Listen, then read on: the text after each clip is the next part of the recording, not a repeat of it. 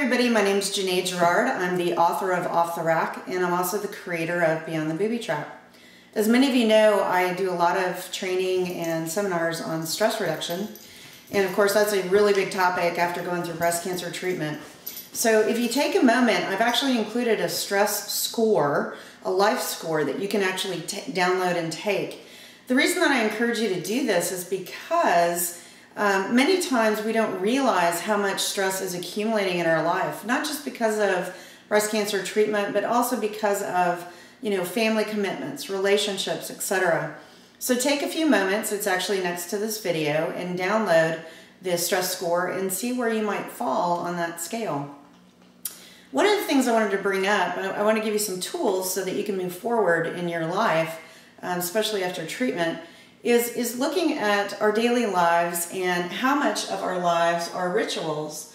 Only about 5% of our lives are rituals. So that means everything from brushing your teeth, making coffee, things that you really don't have to think about that often. And that means 95% of our lives are reaction to things happening around us. Now, think about that for a moment. If there are things that you're trying to change after treatment, whether that be trying to eat better with nutrition, trying to exercise or create an exercise program, maybe move into some of your passions like art or writing, then these are things that you are going to want to ritualize in your life. That means they're going to become easier. That becomes not going to require a lot of thought on your part. And it's a great way to actually move forward and be able to, move forward with your life. So I want you to think about that. How much of your life is a ritual versus how much of your life is just a response to what's going on around you? So there's some different elements to pushing things into your ritual column, and I want to address that. Creating rituals really revolve around 3 core elements. That includes purpose, truth, and action.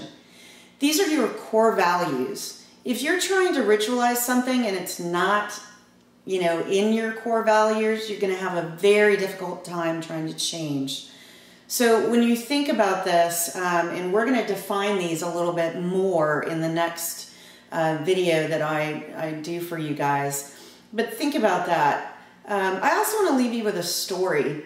There's a lady that I worked with, her name's Mary, and she was really gung-ho about making change in her life after her breast cancer treatment. But, Mary really tried to get on board and change many different things. She decided she was going to reduce her calorie intake per day significantly. She started an exercise program, and she started, organizing her life in her house a little bit more. So what do you think happened when she did all of these things and started them within, the first of this month? What do you think occurred when she made all of those into, or pushed them into her ritual column and tried to push them into her ritual column?